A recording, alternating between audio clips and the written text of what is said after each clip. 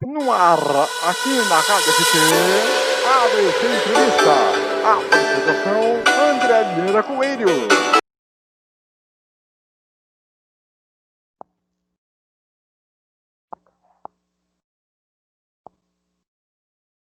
A você, amigo ligado na Rádio FT em todo o Brasil, um grande abraço. Estamos chegando com mais uma edição do ABC Entrevista, aqui em radioft.com.br e também no nosso canal no YouTube, Rádio Futebol Total. Se inscreva no canal, ative o sininho para receber as notificações, para que você receba as notificações sempre das transmissões, seja da Libertadores, seja dos principais campeonatos do Brasil e do mundo, aqui na Rádio FT, toda semana. Muito bem, olha, se o primeiro convidado que eu tive lá atrás, há um mês e meio, que foi o nosso Paulo Calçade, que esteve aqui no programa, que foi um baita entrevista, diga-se de passagem, a de hoje, rapaz, eu vou dizer um negócio para vocês.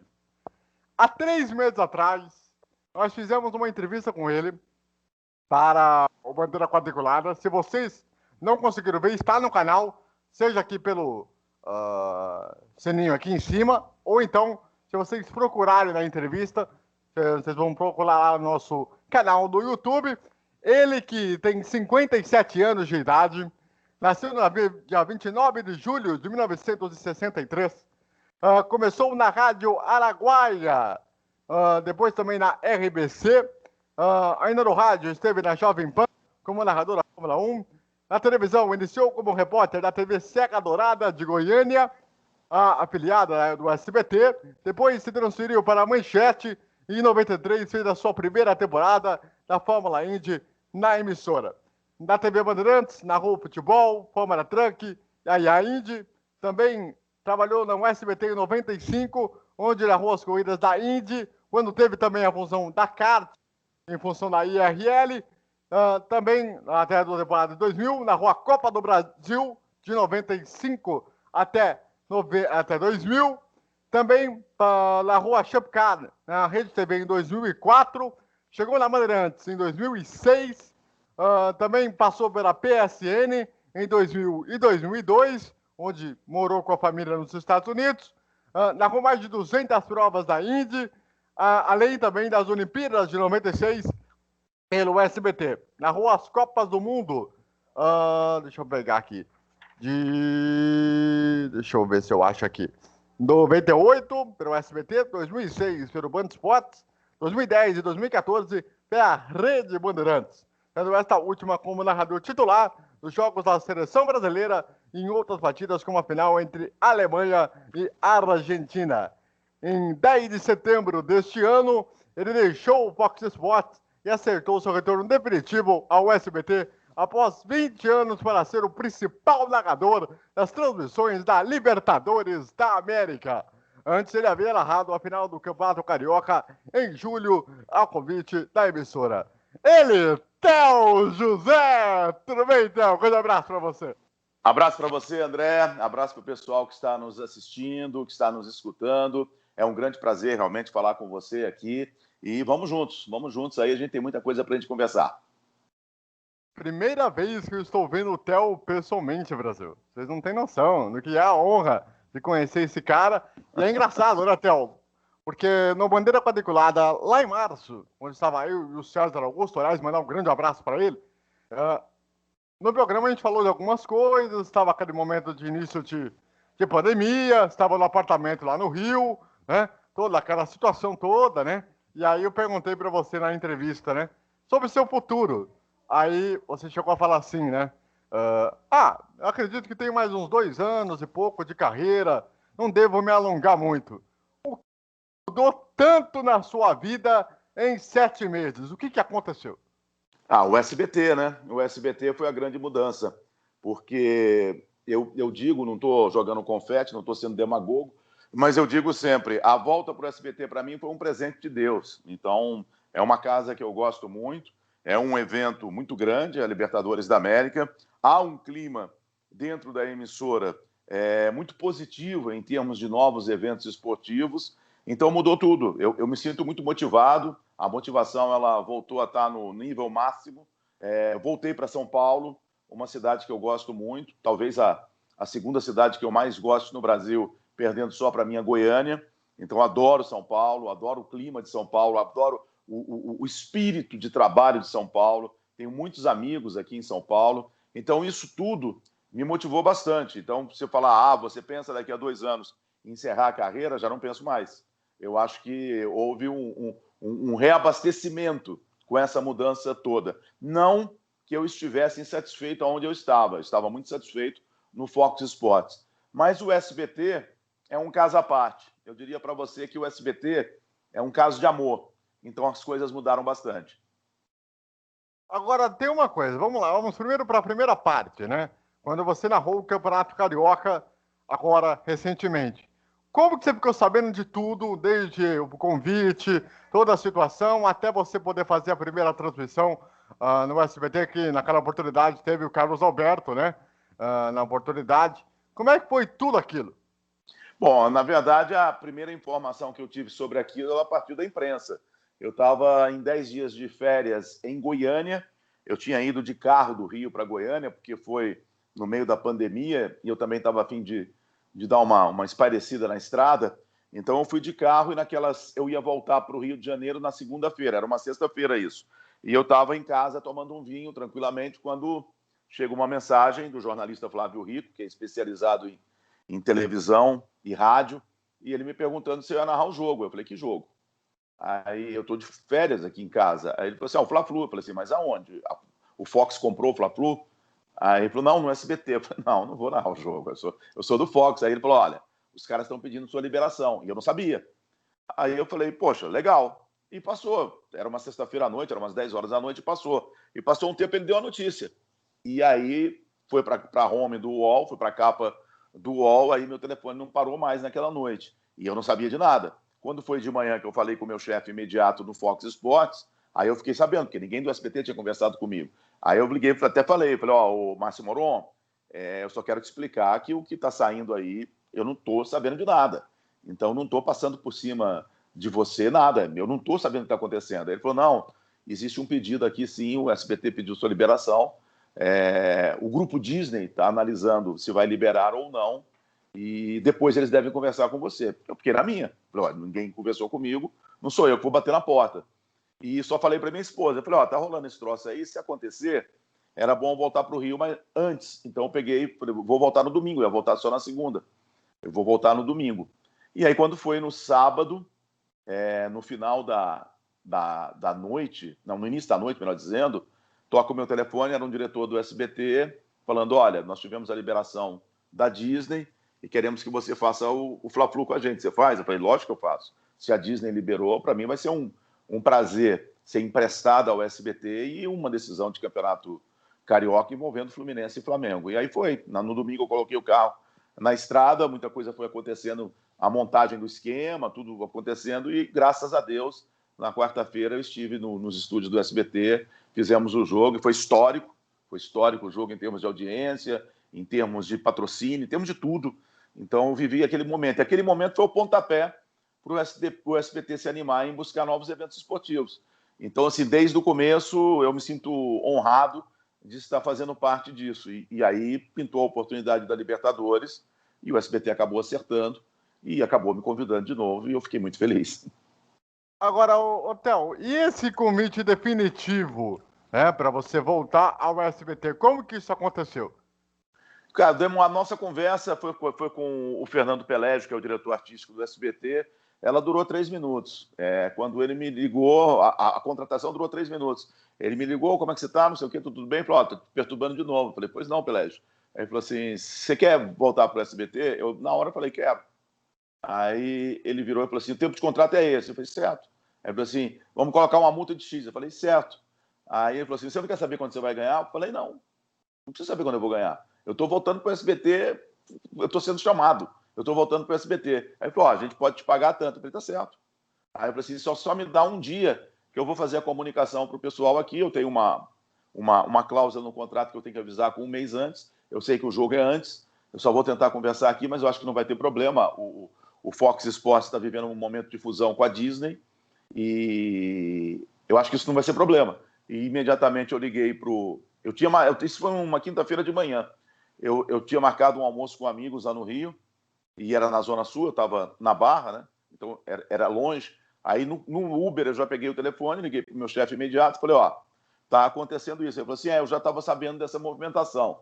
Aí eu falei, mas a pessoa me ligou hoje de manhã e eu acertei com eles, eu só preciso que você me libere de imediato, se dá para fazer isso. Ele falou, não tem problema não, nós não vamos ser nenhum entrave, não, a gente vai fazer a sua liberação. Então, assim, eu agradeço demais a visão da Disney que me liberou imediatamente. Isso foi na quinta-feira. Na sexta-feira, eu tinha apartamento alugado no Rio, e ele era alugado mobiliado, mas eu tinha algumas coisas. Na sexta-feira eu coloquei tudo dentro do meu carro, me despedi de algumas pessoas especiais no Rio, pessoalmente, que eu tinha que despedir, isso tudo na sexta-feira, e no sábado de manhã eu já estava na estrada, vindo para São Paulo. Então, a mudança toda durou menos de 48 horas. Que loucura! Rapaz, imagina a situação, você tá em casa, de repente liga o SBT, do nada, falando, escuta, queremos você de volta em definitivo. Que coisa maravilhosa isso, hein? Ah, negócio pra você. Agora tem uma coisa, você tava narrando de casa, no Fox Sports e tal, tem toda aquela dificuldade. Eu sei muito bem, você sabe disso, né? Você tem me acompanhado no meu Twitter, que eu tenho visto lá. Muita gente estava te criticando pelas narrações em casa e tudo mais e tal. Como é que foi a sensação de fazer as transmissões de casa, numa situação totalmente diferente, é claro, até você voltar por estúdio no SBT? É necessário, né? Era necessário se fazer de casa, e para muita gente ainda é necessário, e eu respeito isso, mas é muito diferente. Eu particularmente melhorei bastante a minha internet, a velocidade da minha internet. Você praticamente faz um estúdio dentro de casa. Quando eu ia fazer os eventos, eu fechava as cortinas para imaginar que eu estava realmente num estúdio, e a gente faz. As pessoas no começo criticavam, porque as pessoas hoje na internet elas querem jogar pedra sem pensar, né? Elas abrem a pedra e jogam e não ligam o cérebro, essa é a realidade. Então, algumas críticas aconteciam, as pessoas não sabiam que o sinal da internet caía, as pessoas não sabiam, por exemplo, que às vezes eu narrava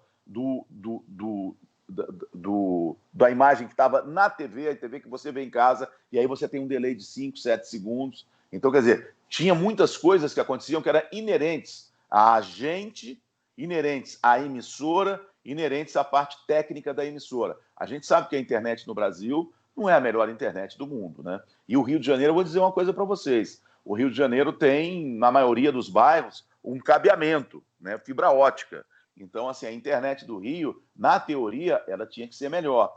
E também eu acabei pegando o Mundial de Moto Velocidade. E aí tinha muita gente que estava acostumada com o Guto Nejaim, o Macieira, na época do Sport TV. E o meu estilo é um, o deles é outro. E as pessoas não entendem isso. E eu me dediquei muito para a moto. Estudei bastante, fui atrás de pessoas que conheciam. Eu estava num processo de conhecimento crescente dentro da moto. Mas as pessoas da internet, elas querem jogar pedra. Agora, ao mesmo tempo que tinha gente criticando, tinha gente elogiando. E só um dado. Nas últimas 3 corridas que eu fiz, a nossa audiência aumentou quase 20% com a média histórica da MotoGP, sabe? Então, quer dizer, eu tinha um objetivo na MotoGP, que era trazer mais gente para a MotoGP, não apenas aqueles aficionados que assistiam as corridas onde quer que elas passavam. Eu queria trazer mais gente, que foi um trabalho que eu fiz com a Fórmula Indy, foi um trabalho que eu fiz com a Fórmula Truck, foi um trabalho que eu fiz com a Fórmula E, e estava fazendo um trabalho também na NASCAR. Mas na NASCAR era um trabalho que era... Quando eu comecei a narrar a NASCAR também, muita gente criticou, e depois não mais, né? Mas na NASCAR era um trabalho que eu não fazia todas as corridas, porque tinham outros eventos acontecendo, né? Então, era um trabalho. E a minha filosofia, junto com a diretoria do canal, era trazer mais gente. E estava trazendo, né? Então, eu fiquei... Um evento que eu estava muito motivado no momento da saída era a MotoGP. É muito legal fazer a MotoGP. E eu saí na quinta, eu tinha corrida no domingo. E já tinha preparado um monte de coisa que eu tinha estudado durante a semana e, infelizmente, não pude colocar. Mas fazer de casa é complicado. Eu gosto de gente, eu gosto de ter contato com as pessoas, mesmo nessa situação difícil que a gente está vivendo de pandemia, mas eu gosto de ter o contato dentro de uma margem de segurança com as pessoas. Eu gosto de ver, eu gosto de conversar. esse negócio de ficar trabalhando de casa, eu não curti muito, não. Eu espero que a pandemia ela diminua cada vez mais, que realmente a vacina, como o governador do estado está dizendo, venha no dia 15 de dezembro, para que a gente possa voltar a ter uma vida normal. Eu gosto muito de pessoas. Um dos caras que você estava trabalhando no Fox Sports e que eu tenho praticamente uma preocupação muito grande para saber como é que vai ser o futuro dele, né? É o Edgar Gilmar Filho, né? Que é um cara que todo mundo sabe da situação de saúde que ele tem, né? Do conhecimento que ele tem, que ele vinha acrescentando a MotoGP, inclusive. Como é que você olha de fora essa situação do Edgar, que muito provavelmente não deverá ser aproveitado pelo grupo Disney, talvez nem seja aproveitado pelo mercado em função da sua saúde? Olha, eu espero que o grupo Disney tenha o Edgar com eles, porque o Edgar, seja os eventos que eu fiz com ele, eu fiz moto, eu fiz NASCAR e eu fiz Cascavel de Ouro também com ele presencialmente, né? E foi muito legal a gente viajar junto novamente, já que tem pouca gente que sabe, mas no começo da Fórmula Indy 93 na Manchete, nas primeiras corridas, era o Edgar, o comentarista, a gente trabalhou junto. Então, assim, eu espero que o grupo Disney saiba aproveitar ele, porque se não souber, quem vai perder é a TV, sabe? Porque o Edgar tá fortão, tá inteiro, pertinente nos seus comentários, e eu acho o Edgar um marco na história do jornalismo esportivo em termos de velocidade no Brasil. É uma pessoa que eu tive um prazer enorme de reencontrar, uma pessoa doce, uma pessoa que a gente fora do ar, a gente tem uma relação o tempo inteiro, não é só ali naquele final de semana de corrida, e eu espero que ele seja aproveitado, porque senão quem vai perder é a TV. Bom, é o seguinte, Theo. A gente sabe, você deve estar lendo o noticiário, deve estar lendo todas as críticas que têm sido ao SBT, uma força muito grande para que as pessoas torcem contra. Quais críticas? Por exemplo, questão de audiência. Ah, perdeu para a Fazenda. Ah, perdeu para esse ou aquele evento. Ah, tem um colunista crítico de televisão, que você sabe qual é, que chega e fala como se fosse para puxar saco da Globo, vai querer que a Libertadores volte. Eu estava vendo no Twitter muita gente que se acostumou com a Globo e que está fazendo uma campanha achando que a Libertadores pagou pouco e que depois a Globo vai voltar daqui a 2 anos com a Libertadores como se nada tivesse acontecido. Como é que você lida com essa situação? Eu sei que você ficou indignado na primeira semana.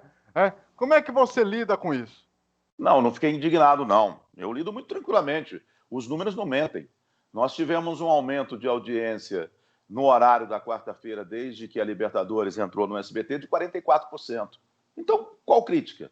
Se a audiência da emissora aumentou 44%, qual crítica? Por exemplo, eu vi outro dia um colunista escrevendo que o jogo do Flamengo, que a gente foi líder no Rio, foi líder em Manaus, foi líder em Brasília. Em Manaus, aliás, foi uma lavada. Uma lavada. O pessoal do Amazonas nunca me decepciona. Alô, galera dos Bois Garantido Caprichoso. Manaus foi um negócio impressionante. Foi líder em Goiânia.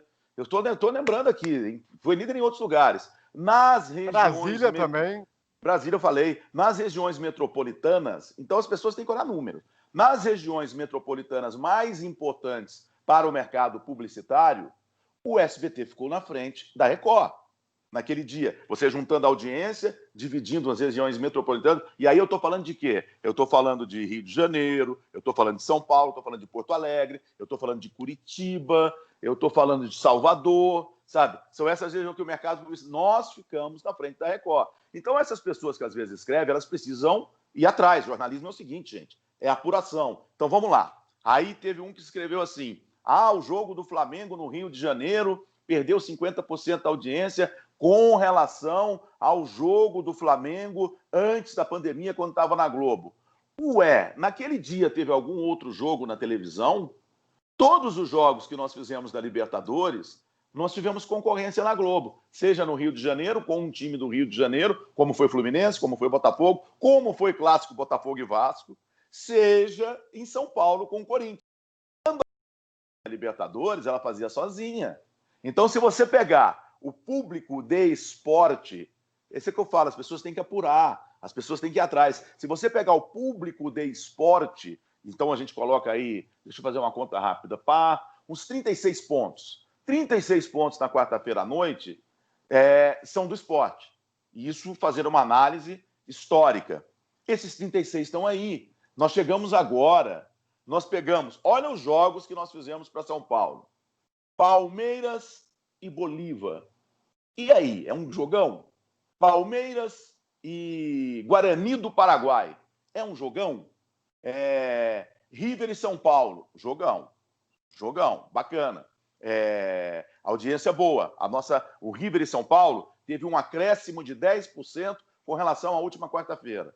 Aí pegamos Grenal. Arrebentamos na maior parte do Brasil. Arrebentar agora.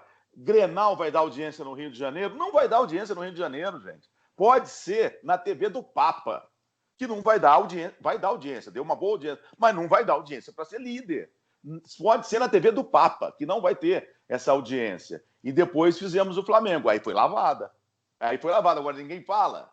Por exemplo, eu vi assim, Globo fica em terceiro ou em segunda, ou sei lá, e Fazenda vai bem. Ué, mas que manchete é essa? A manchete não seria SBT lidera no Rio, sabe? Então, tem um pessoal que quer jogar pedra agora. Vai estudar, gente. Pega os números. O dado que graças a Deus, as pessoas e que entendem muito televisão do SBT, elas se atentam, é exatamente isso. Nós estamos com 44% a mais de audiência do que a média histórica da quarta-feira no SBT. Calma. Vem aí as oitavas de final. Essa tabela que a gente pegou agora é herança. Quem escolheu esses jogos foi a anterior. Por quê? Porque ela ia fazer sozinha. Ela nunca ia colocar um Corinthians para fazer para um lado e para o outro. Vão chegar às oitavas. A escolha vai ser nossa. Calma. Vamos com calma. Coisa importante. Já temos 3 patrocinadores e a gente sabe que a gente vive o mês de setembro e outubro, que geralmente a verba publicitária das empresas elas já foram para o ano, já estão pensando em 2021, já temos 3 patrocinadores e vão chegar outros ainda. Então, eu não vejo porquê da crítica. Eu perguntei, que críticas? Eu não vejo porquê disso. Quem está criticando é quem, de repente, não estuda, não sabe analisar número. Eu aprendi com os meus 30 anos de televisão. Você tem que saber analisar a audiência. Se você não souber analisar a audiência, fica muito fácil você elogiar ou você criticar, mas não é a realidade. Então, para você ter a realidade, você tem que estudar a audiência. Outra coisa, a Fazenda está vivendo a sua 2ª melhor edição. Como o BBB viveu uma das melhores edições desse ano. Aí você fala, por quê? Eu não sei. A pandemia talvez deu força para os realities. Agora, os nossos números são espetaculares. No PNT, que é a média nacional, a Libertadores da América vai ajudar muito a média final do mês do SBT. Não tenha dúvida disso. As afiliadas estão rindo de orelha a orelha. Então, dentro do SBT, há já um entendimento que começamos muito bem. Lógico que é um longo caminho a ser percorrido. O SBT estava sem esporte desde 2000. Então é um longo caminho 2003. A ser percorrido. Né? 2003 com o Paulista. Então vamos lá, 2003 com o Paulista. Mas eu estou pensando em coisa grande, nacional. Ok, vai lá, 2003, 17 anos. Então tem um longo caminho a ser percorrido. E a gente sabe disso. O bacana é isso. A gente sabe disso, a gente sabe que a gente pode melhorar bastante e a gente sabe que os números vão melhorar bastante também. Calma, gente. E é curioso que eu estava lembrando, né? Fui fazer uma pesquisa. O último jogo, antes de você narrar Palmeiras e Bolívia e Palmeiras, lá em La Paz, foi em torneios da Conmebol de clubes. Olha que coisa curiosa.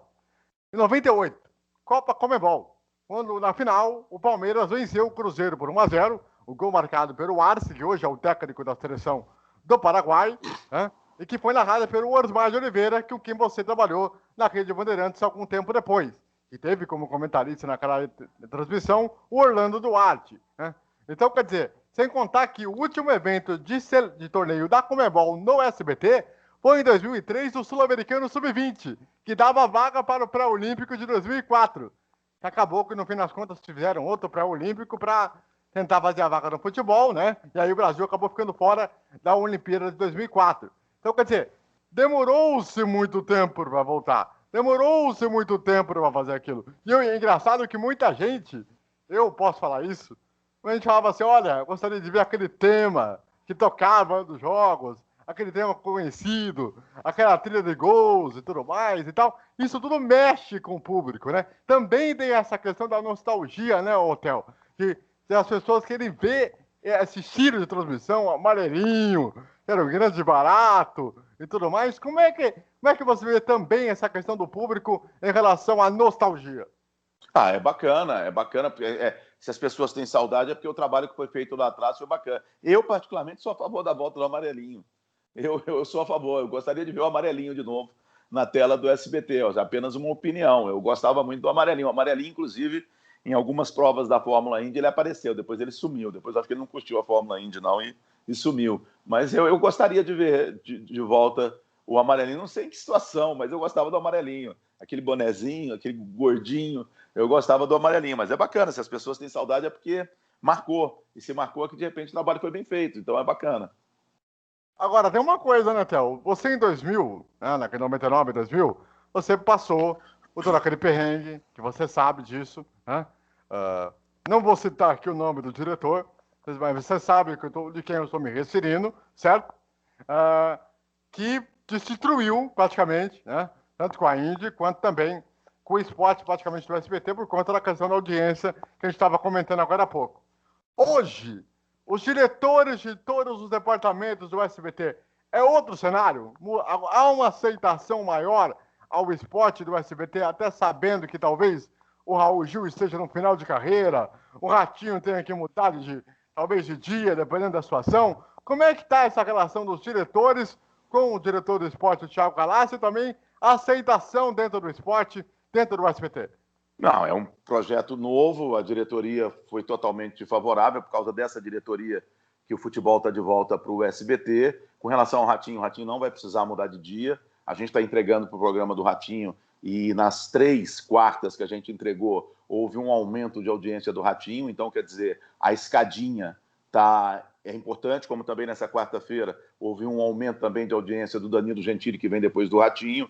Então, o objetivo também do esporte lá é ajudar a divulgar a programação e ajudar a programação no geral. E a diretoria está fechada com o esporte nesse momento. Está todo mundo comemorando os resultados, tanto de audiência como também os resultados comerciais. Então, hoje só se pensa em crescer.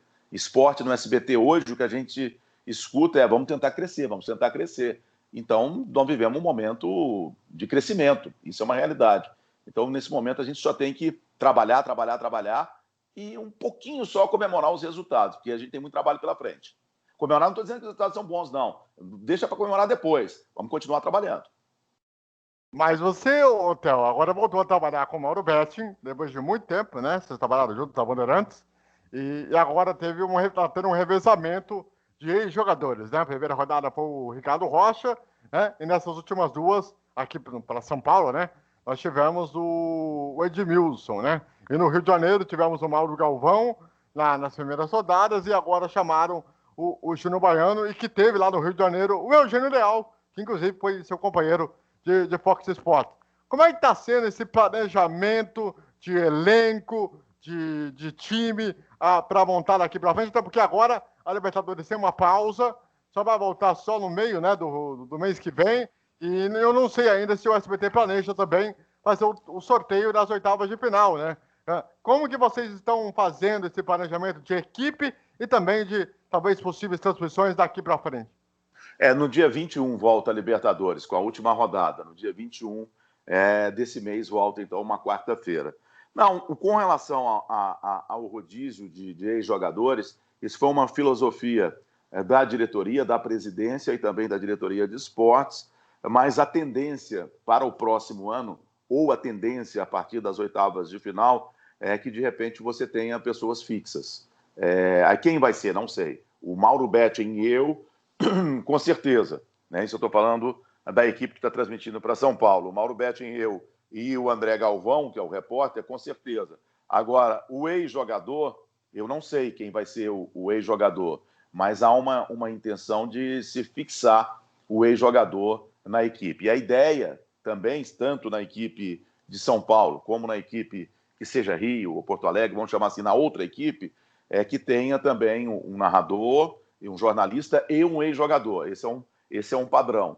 Agora, a gente sabe da necessidade do departamento, porque isso foi tudo muito rápido, né? E foram 3 jogos seguidos. A gente sabe, a diretoria sabe, da necessidade do departamento de reforço em todas as áreas. Agora, lógico que um ex-jogador vai ter que buscar fora. Agora, os reforços que eu digo de produção, de edição, de coordenação, esses reforços podem estar dentro do próprio SBT, porque o SBT tem mais de 1.500 funcionários, né? E durante a pandemia tem muitos programas que pararam as suas gravações. Então tem muitas frentes ali que tem gente que nesse momento, por causa da pandemia, não está trabalhando. Então a equipe está sendo montada ainda, ela está sendo montada. É por isso que eu digo, a gente sabe que tem muita coisa para fazer ainda. A gente sabe, vocês já viram, a gente começou a primeira transmissão nossa sem o torcedor SBT e depois se criou o torcedor SBT no segundo jogo e deu muito certo. E aí depois veio a torcedora SBT, a Eliana, e deu muito certo na última quarta-feira. Então, a gente está ainda montando o DNA do SBT na Libertadores da América. A gente está encontrando a melhor transmissão. E a melhor transmissão é a transmissão que tem a cara do SBT. Que a gente traga o público que não estava no SBT, e esse público está chegando, e que a gente mantenha a nossa base boa do público do SBT. Então, essa história de montagem de equipe e tudo, isso está acontecendo nesse momento. Agora, os nomes eu não sei, eu sinceramente não sei. Bom, é o seguinte, tem algumas perguntas de ouvintes que mandaram para a gente, assim que ficou sabendo que pudemos fazer essa entrevista, né? E eu vou lançar 3 perguntas aqui, que são detalhes diferentes, de situações diferentes, e depois você vai entender o porquê. O Lucas Neri, de Salvador, na Bahia, um grande abraço aos nossos amigos baianos. Ele pergunta o seguinte: sempre tive uma dúvida em saber como que os narradores sempre identificam os jogadores, mesmo estando numa cabine bem distante do jogo. E aí, Théo? Não, são várias coisas. A principal é a camisa, né? Então, quando você faz, por exemplo, jogos da Europa, é mais fácil, porque a numeração tá atrás da camisa normalmente e tem uma numeração boa também no calção. Às vezes, essa numeração do calção também é boa na América do Sul, mas nem sempre. É mais fácil fazer jogo europeu para identificar jogador em termos de camisa do que fazer a maioria dos jogos na América do Sul. Depois, você tem características. Aquele cara é cabeludo, aquele cara é careca. Você dá uma olhada antes do jogo, né? Então, você já sabe. Aí depois tem uma outra característica que você vai saber no jogo. De repente o cara está com uma chuteira azul. O João está com a chuteira azul, enquanto que o Miguel tem uma chuteira verde. Então isso também é uma forma de você identificar o jogador que você não conhece. E quando você faz uma Libertadores da América, por exemplo, Bolívar. Eu não tinha visto o Bolívar jogar.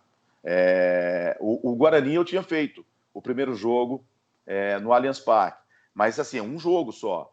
E tem as posições, né? Você sabe que aquele cara que abre lá na direita é o lateral direito. Então você sabe, aquele é o lateral direito. Eu monto o meu campinho, né, como se posiciona em campo, e você vai pegando. E com o decorrer do jogo, você vai conhecendo. Fala assim, opa, o centroavante é esse brancão aí. Opa, o centroavante é esse gordinho. Então você vai pegando com o decorrer do jogo. Os 10 primeiros minutos são importantes. Os times brasileiros são mais fáceis, né? Porque você vê jogar mais, você vê as características mais fáceis, mas mesmo assim existem times brasileiros que os jogadores se parecem. E nem sempre a imagem está aberta. Então, mas isso aí é a experiência. A experiência vai te dando subsídios para você errar menos. Como é que a gente vai errar? Não tenha dúvida que a gente vai errar. O André, eu só vou colocar aqui a minha bateria extra para continuar carregando, para a gente não ter problema. Enquanto você busca outra pergunta, 30 segundos, eu já coloco ela ali para carregar. Tá bom. Beleza. Enquanto o Theo vai buscar lá o carregador, eu lembro para vocês aí em casa, para vocês se inscreverem no canal, ativar o sininho para receber as notificações, principalmente sempre que tiver aí... Voltei. Beleza, maravilha. Sempre que tiver um vídeo novo, para que a gente possa receber aí as informações e as transmissões também aqui da Rádio FT. Bom, esse daqui, eu tenho até uma história para contar com essa pergunta e eu gostaria que que você respondesse, Otávio, que é o seguinte. O Wellington Waaski, acho que é assim que se pronuncia, do Rio de Janeiro, ele pergunta o seguinte, um abraço também aos amigos cariocas. Então, Theo, gostaria de te perguntar o que você sentiu na hora que narrou aquele gol do Paco Alcácer contra o Bayern de Munique. Aquela narração está marcada nas nossas vidas como torcedores do Borussia Dortmund. E é engraçado, né, Theo, porque esse dia foi um dia antes daquele jogo da Libertadores, que acabou sendo adiado entre Boca e River Plate, aquele 3-2, aquele jogo maluco no Signal Iduna Park, né? E eu estava em São Paulo, junto com o pessoal do Borussia Dortmund Brasil. Aliás, um abraço à Maiara, que é a presidente, e também ao João Baluz, que é o vice-presidente. E nós estávamos acompanhando o jogo, você divulgou, inclusive, né, o nosso trabalho lá. Então, responda aí para o nosso ouvinte aí sobre o que você sentiu na hora que narrou aquele gol do Paco Alcácer contra o Bayern de Munique, que está marcado na vida dos torcedores aurinegros, Théo. Eu gosto muito de narrar jogo do Borussia. Apesar que o Borussia chega e não ganha, né, o campeonato, mas eu gosto muito de narrar jogo do Borussia, porque jogo do Borussia é jogo de ataque. E você tinha, né, o Paco Alcácer, você tinha o Sancho, que eu sou apaixonado pelo futebol do Sancho. Então, e você tinha outros jogadores. Sempre o Borussia, ao longo dos 3 anos que eu narrei jogos do Borussia, mais no Fox, que eu já tinha narrado também na Liga dos Campeões, ele é um time que ele tem um DNA de ataque. Então você sabe que o jogo do Borussia, você vai ter condições de narrar bons ataques. Se vai ganhar é uma outra história. E o Paco, ele caiu como uma luva, né? Quando ele chegou, né? Eu falei assim, poxa, o cara tá fazendo gol, né? O cara tá fazendo muito gol, né? Ele entrava, tocava na bola 3 vezes, era igual o Haaland quando chegou para agora, né? Que o Haaland, ele toca na bola e você fala, vai sair gol, né? Então, e o Haaland também é outro, que eu adorava narrar o Haaland. Até inventei o cometa Haaland para ele, né? Então, aquele gol, aquela época, aquele Borussia, daqueles, vou colocar, 4 meses, 5 meses, era um Borussia encantador, né? Era um Borussia encantador, era um Borussia que estava voando e dava a impressão que ia ser campeão. Então, eu gosto do Borussia. E quando eu ia fazer jogo do Borussia, eu ia com mais energia, talvez. Então, poxa, o que eu senti? Era bacana fazer jogo do Borussia, eu sempre gostei. E gol bonito, gol trabalhado, é sempre mais bacana, sabe? Os gols do Borussia, que o torcedor do Bayern me entenda, mas geralmente os gols do Borussia, eles são mais bonitos. Geralmente eles são mais bonitos.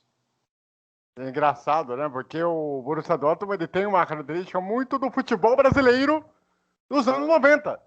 Ele tinha questão muito ofensiva, de transição muito mais rápida e tudo mais. Apesar de todos esse problema que o Lucien Favre tem tido, perdeu agora a Supercopa por muito pouco, no final do jogo, agora na quarta-feira. Então, tudo aquilo que o time tem, a maneira como ele tem, acaba de alguma forma impacta muito. Eu acho que essa ligação que você teve com o clube foi muito legal, porque não só cativou muito a gente, eu posso falar isso, porque tanto você sabe disso, né? Meu trabalho de briefing que eu faço a cada jogo, né? Que eu busco ajudar o próximo, então isso acaba sendo um pouco muito interessante. E olha, eu vou dizer uma coisa para você, vou confessar. Agora, quando nós tivemos aí a mudança de direito de transmissão da Bundesliga para One Football e um jogo só na Bandeirantes, todos, sem exceção, disseram para mim, olha, eu gostaria de ver o Theo de volta, só para narrar os jogos do Bruce. Não, eu gostava. Todo mundo sente falta. Todo mundo sente falta nas suas narrações. Eu agradeço e eu gostava. O Borussia eu tinha um carinho fazer jogos do Borussia. Mas é por isso assim, não é uma questão de tem carinho pela camisa. Não, eu com os times europeus, eu gosto do Porto. Eu tenho uma ligação com o Porto, porque eu gosto muito de Portugal, é um país que eu admiro, eu gosto de vinho português, eu gosto da cidade do Porto, eu conheci o Estádio do Dragão, me apaixonei pelo Estádio do Dragão, então eu tenho uma ligação maior com o Porto. Torcedor? Não, sou torcedor do Goiás, eu não torço para outro time, meu time é o Goiás e acabou. Mas o futebol do Borussia, desde quando o Borussia chegou na final da Liga dos Campeões, é diferente. É um time que, para o narrador, é bom. Mesmo que eu estou dizendo, eu nunca narrei título do Borussia. né? Agora vai, e não vai. Mas é diferente. Narrar jogo do Borussia, quando eu chegava a escala, você vai fazer o Borussia, eu falava, ótimo. Eu preferia narrar jogo do Borussia do que do Bayern. Porque o jogo do Bayern, o Bayern é monstro. Para mim, hoje, para mim é o melhor time do mundo. Hoje, é o Bayern, sabe? Mas às vezes você pega o jogo do Bayern, que é aquele toquinho de meio de campo, chuveira na área, não sei o quê. O Borussia não, cara. O Borussia era jogo rápido, trabalhado. Por exemplo, estou falando, o Sancho era sensacional, cara. O Sancho partia para cima e falava, vai sair alguma coisa daí, você já liga. Então, narrar jogo do Borussia era muito legal. Se o torcedor do Borussia gostava da minha narração, eu fico feliz, porque eu tinha essa felicidade. Então, eu consegui passar isso para o torcedor do Borussia. Eu tinha muito prazer em narrar jogo do Borussia. Aliás, faço aqui a campanha. SBT, compre a Bundesliga. Eu agradeceria a Deus, porque, olha, vou falar um negócio pra você, viu? Tá duro de acompanhar os jogos, viu? O negócio não tá fácil não, viu? Mas, ó, já que você falou aí em relação à Bundesliga, o Vander Renan, de Piracaia, em São Paulo, que, se eu não me engano, é uma cidade que fica perto de Ribeirão Preto, se eu não me falha a memória. Ele pergunta o seguinte: Ilustre Theo José, gostaria de saber como era a emoção de narrar e transmitir alguns jogos da Bundesliga e se por acaso você simpatiza com algum clube da Liga. É o que eu estou dizendo, o Borussia. Eu tenho uma simpatia maior pelo Borussia do que com relação ao Bayern. Eu já narrei títulos do Bayern. Esse título da Liga dos Campeões em cima do Borussia, eu já narrei e eu me recordo que ali eu falei, pô, vai dar o Borussia, né? Era a época do Klopp, né? Eu falei assim, vai dar Borussia. E eu me lembro que quando o Dortmund chegou no aeroporto para voltar para casa, e aí a torcida aplaudindo, cantando e tal, e aquilo me emocionou bastante. Eu me lembro dessa imagem. E me lembro também da imagem do Klopp saindo sozinho do estádio. O estádio já fechado, e aí tem um cara caminhando. E eu gostava muito do Klopp naquela época. Então, assim, se tem um time que eu tinha tenho simpatia na Bundesliga, é o Dortmund. É o Borussia Dortmund. É o time que eu mais me simpatizo. Mas, assim, é o que eu estou dizendo, não estou falando que é pela camisa, pelo passado, é pela forma de jogar, né? Você pega, por exemplo, o time do Santos. Entra treinador, sai treinador, o Santos é ofensivo. O Santos é bacana de narrar. Duro, na boa, com todo o respeito, torcedor corintiano, era narrar jogo do Corinthians, cara. Porque o jogo do Corinthians você sabia que ia ser toquinho para lá, toquinho para cá, e defesa.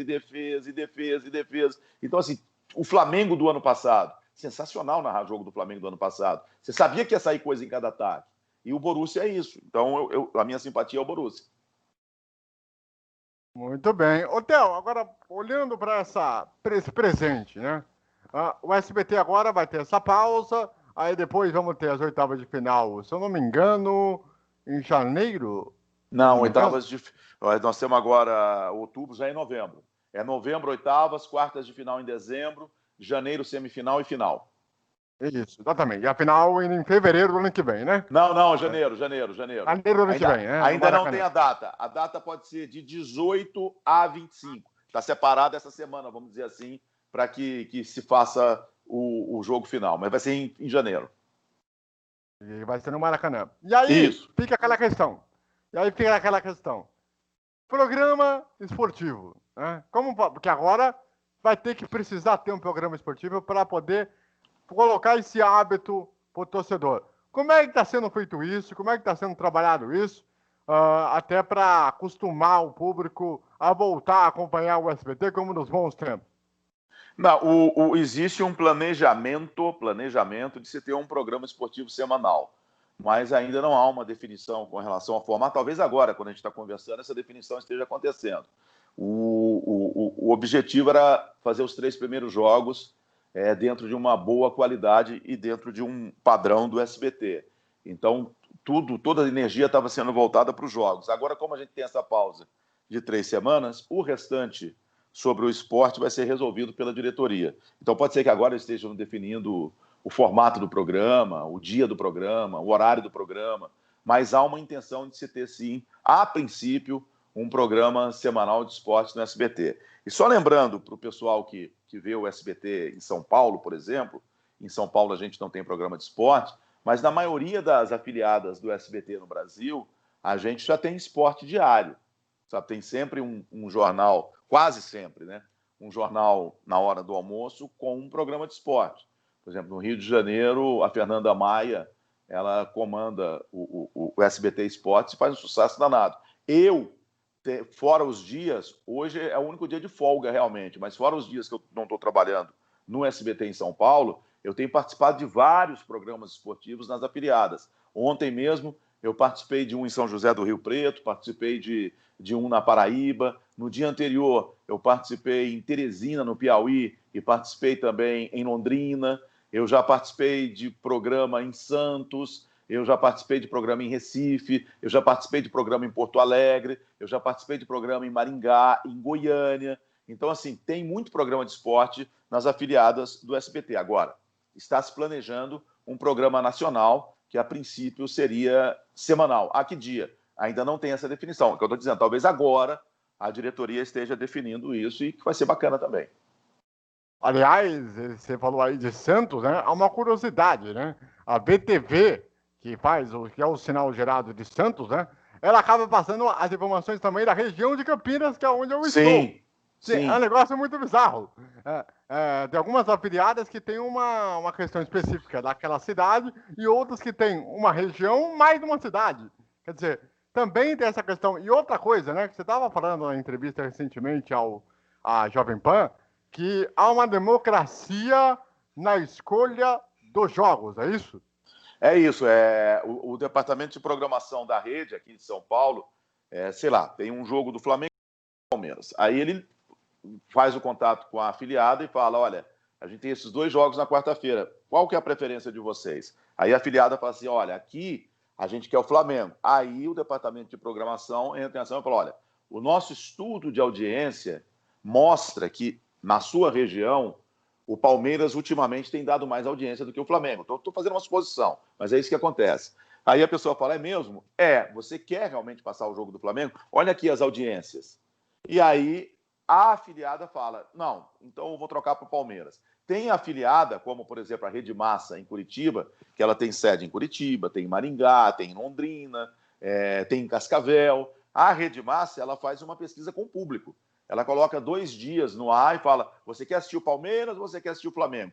Tanto é que esse jogo da última quarta-feira, ele para Maringá e para Curitiba foi Palmeiras. Para o restante do Paraná foi Flamengo. Então isso está sendo feito. Por exemplo, esse jogo, Recife escolheu Palmeiras. E uma coisa que chamou atenção, porque o Nordeste gosta mais de time carioca, por causa da história da Rádio Nacional, que antigamente era uma rádio que chegava, não tinha esse negócio de rádio hoje de satélite, e chegava bastante no Norte e no Nordeste, então as pessoas ouviam futebol pela Rádio Nacional, que era o futebol carioca. Então tem uma série de coisas. Por exemplo, Manaus vai ser carioca, gente. Porque Manaus, você vai lá na rua, você vê um monte de camisa do Fluminense, do Vasco, do Flamengo, do Botafogo. Mas há uma... Se, por exemplo, falar para a afiliada, para o SBT Manaus, SBT Amazonas, a SBT, você quer Palmeiras ou Flamengo? Se o cara falar assim, eu quero Palmeiras, o nosso departamento de programação vai falar, olha, o nosso departamento de inteligência do Ibope mostra que aí é carioca. Então há uma discussão, mas quem escolhe é a afiliada. E por enquanto isso vem dando certo. Por exemplo, Goiânia. Eu cito Goiânia. Goiânia nós fizemos na semana atrasada o jogo do Palmeiras, né? O Palmeiras contra o Guarani. E nós fomos líderes com o jogo do Palmeiras. Foi líder em Goiânia. Ok. Nessa semana, escolheu o jogo do Flamengo. Foi líder de novo. E deu mais audiência. Então, esse sistema, ele está sendo bacana. As afiliadas, elas estão tendo uma participação muito grande nas escolhas. Lembrando, né, que é um jogo para a rede toda, né, desde as oitavas até a final, né? Exato, exato. Um jogo de ida e um jogo de volta. Correto. Pode ser que, se eu não me engano, me corrija se eu estiver errado. Um jogo na ida, você pode escolher um jogo diferente da volta.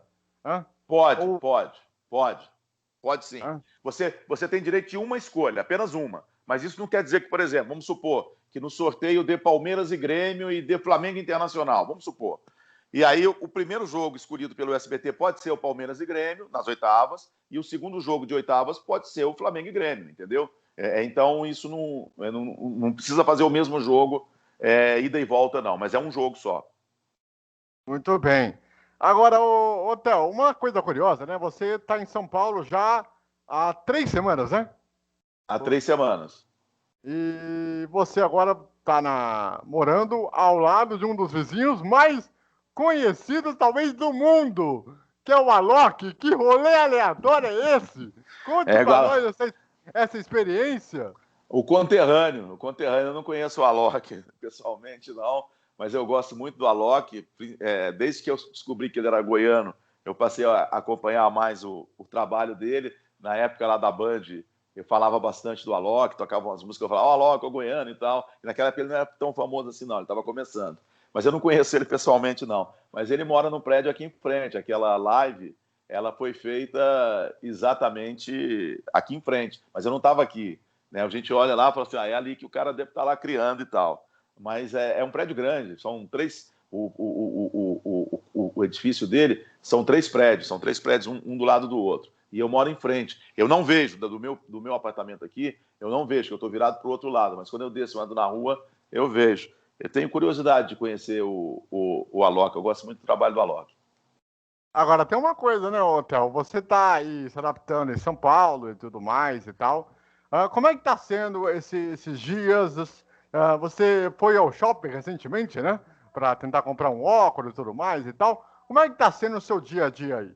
Não, eu tenho procurado me preservar, né? Porque eu estou com muito medo dessa Covid-19, eu tenho procurado me preservar, fico muito tempo aqui em casa, aqui no apartamento, mas eu tive que fazer algumas coisas, como, por exemplo, eu perdi um óculos, meu carro foi muito maltratado lá no Rio de Janeiro, numa oficina lá, e eu tive que deixar ele, estou sem carro, meu carro está 10 dias arrumando, esperando peças, tem que fazer supermercado, esse tipo de coisa. Como eu vim do Rio direto para cá, eu gosto de lavar a roupa só em casa, sou chato pra caramba, então para lavar eu gosto de levar para casa, para Goiânia, então estava tudo acabando, né? Eu tive que ir em shopping comprar roupa, tive que ir numa loja aqui dos amigos comprar roupa, e quando eu tenho segurança, eu saio para, de repente, ir num restaurante com um amigo, mas sempre restaurante eu procuro que seja restaurante aberto, que não seja restaurante fechado.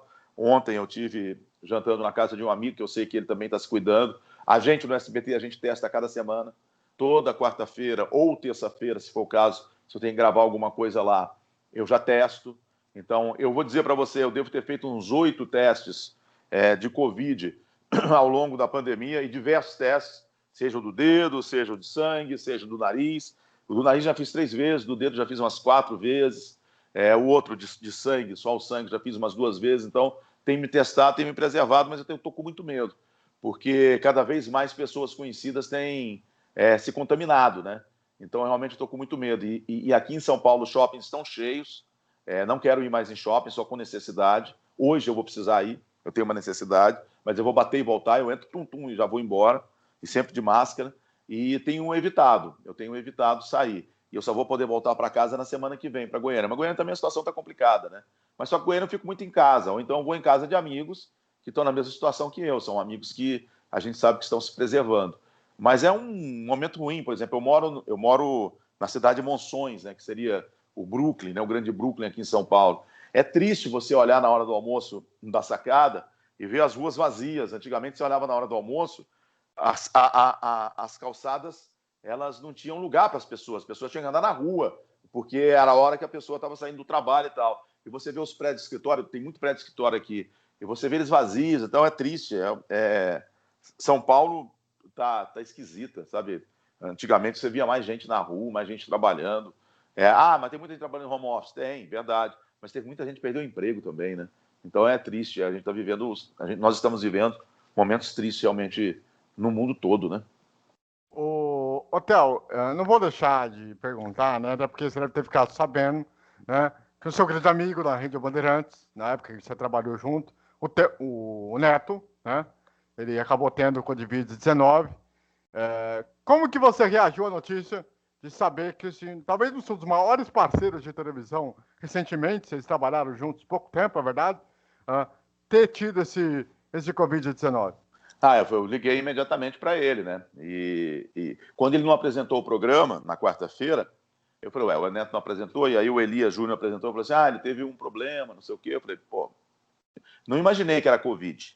Aí eu liguei, né, para ele, aí ele falou, eu fiz o exame e estou isolado já, mas eu estou só com um pouco de dor no corpo, mas estou me cuidando, o médico vem aqui em casa todo dia fazer a medicação e tal, e todo dia de manhã eu tenho mandado mensagem para ele e ele tem respondido. Então ele está bem, ele melhorou bastante. O primeiro dia ele estava com muitas dores no corpo, e no segundo dia ele já melhorou bastante e está isolado em casa, fica lá no quarto isolado, enquanto que a Sandra, que é a esposa dele atual, e os 3 filhos que moram com ele ficam em atividade normal, fora do quarto.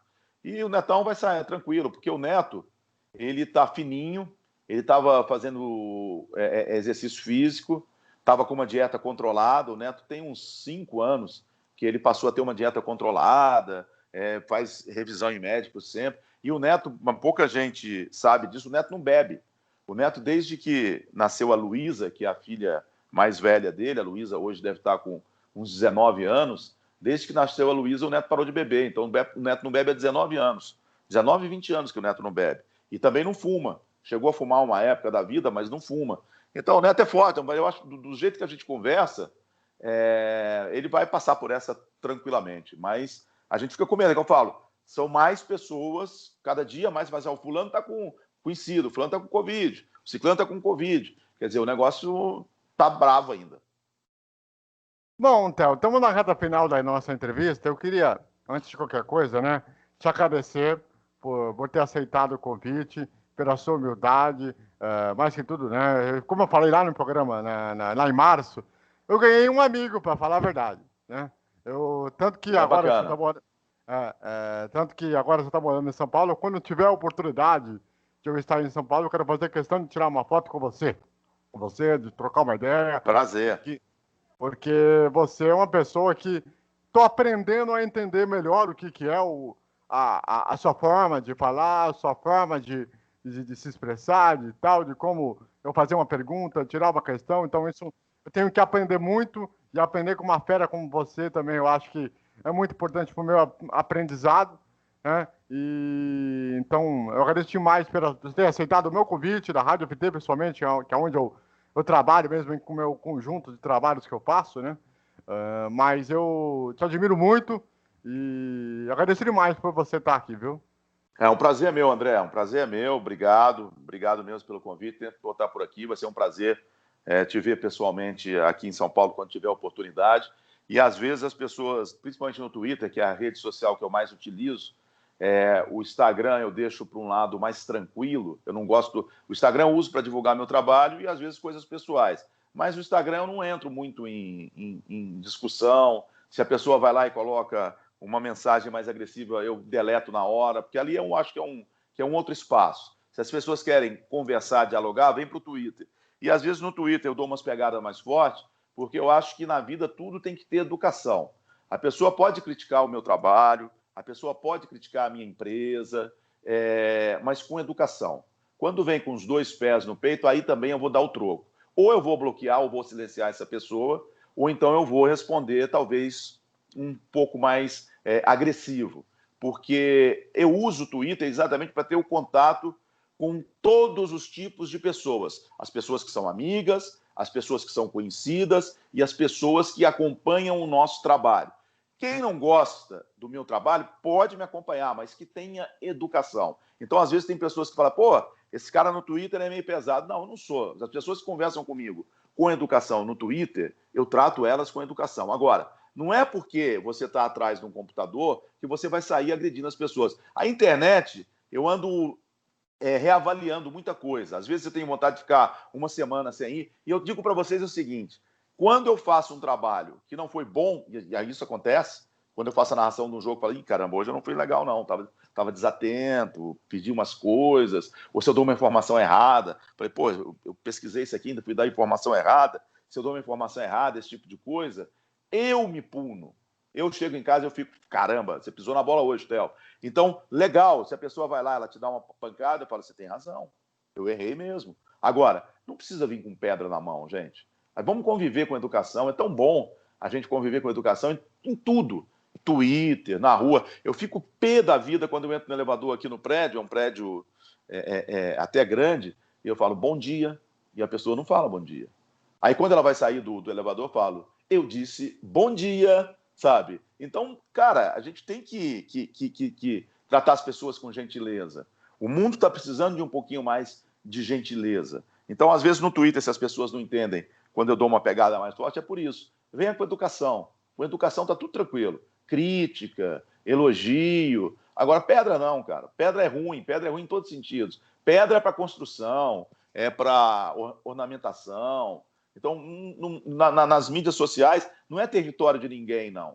É território de respeito. O respeito tem que existir sempre. André, obrigado e estou aqui à sua disposição. Grande abraço. Valeu, Theo. Um grande abraço para você. Todo o sucesso do mundo. Que você continue fazendo suas transmissões do SBT muito bem. E só uma última dúvida. Em relação à interatividade, né? Na tag da Libertadores e SBT. As pessoas têm falado, você tem falado pouco, você tem interagido pouco, lido as mensagens. Como é que está adaptando essa questão da tag nova? A gente está se adaptando a uma TV aberta, né? Uma TV aberta é diferente da TV a cabo. Eu tenho muitas coisas durante o jogo para cumprir. Eu tenho texto comercial, eu tenho texto que a gente chama de texto artístico, que são as chamadas dos programas da emissora. Eu estou com uma pegada de sempre falar das afiliadas. Então, tem muita coisa que eu tenho que cumprir durante o jogo. E, às vezes, se o jogo é mais pegado, é mais difícil. Então, eu tenho tentado. No cabo, né, na Fox, eu usava mais as mídias sociais. Agora, na TV aberta, eu já usava isso na Band, mas ela foi aumentando, né? De 3 anos para cá, as mídias sociais elas cresceram muito. A cada ano elas crescem muito. Então, eu estou me adaptando ainda. Eu quero trabalhar mais, mas eu ainda não tô achando o time, mas eu quero trabalhar um pouquinho mais. E na aberta, eu tenho que ter muito cuidado com as pegadinhas também, né? Aqueles, não sei o quê, aqueles nomes. E eu é que busco, não é ninguém que busca, sou eu que busco. Então, isso também me preocupa. Às vezes eu falo, não vou hoje não, sabe? Porque eu caí já 2 vezes e por circunstância. Às vezes tem um cara falando na tua orelha e você está olhando, não é uma coisa tão simples. É igual quando eu fico em casa assistindo um jogo, aí o narrador erra, né? Eu vejo que foi o João que pegou na bola, o narrador fala Miguel, eu não falo, ô burro, foi o Miguel, eu sei como é. Ali naquele momento, de repente, tinha alguém no ouvido dele, às vezes ele estava pensando o que ele ia fazer depois, pô, vou chamar a deixa agora, às vezes você chama uma deixa, e aí acontece um lançamento, um lance de perigo, e o cara está lá, no nosso lá, a gente tem Sporting Bet, não sei o quê. Eu falei, caraca, saiu o gol agora, sabe? Então tem tudo isso. Então eu estou me adaptando, mas eu quero explorar um pouquinho mais as mídias sociais. Eu sei que se eu trabalhar um pouquinho mais, vai ser primeiro lugar nos TT sempre, sabe?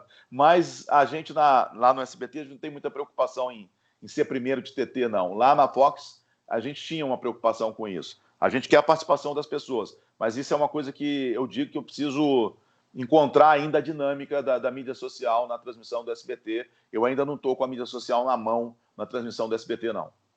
Aliás, eu aproveito para vocês seguirem o Twitter do Theo José, @Theo José. Também lá tem o Instagram, Theo José 1, né? Que é onde que a galera pode seguir lá e também trocar ideia, gentilmente, diga de passagem, com educação. Theo, obrigado muito aí pela participação. E quando você quiser voltar, dependendo aí das oitavas de final, aí quem sabe a gente, de repente, faz aí alguma coisa para falar sobre as oitavas de final da Libertadores, viu? Tá feito. Estou à disposição. Um abraço, André. Muito obrigado. A vocês ligados em todo o Brasil, muito obrigado pela grande audiência, a grande companhia e continue ligado. Rádio FT, a casa do futebol internacional.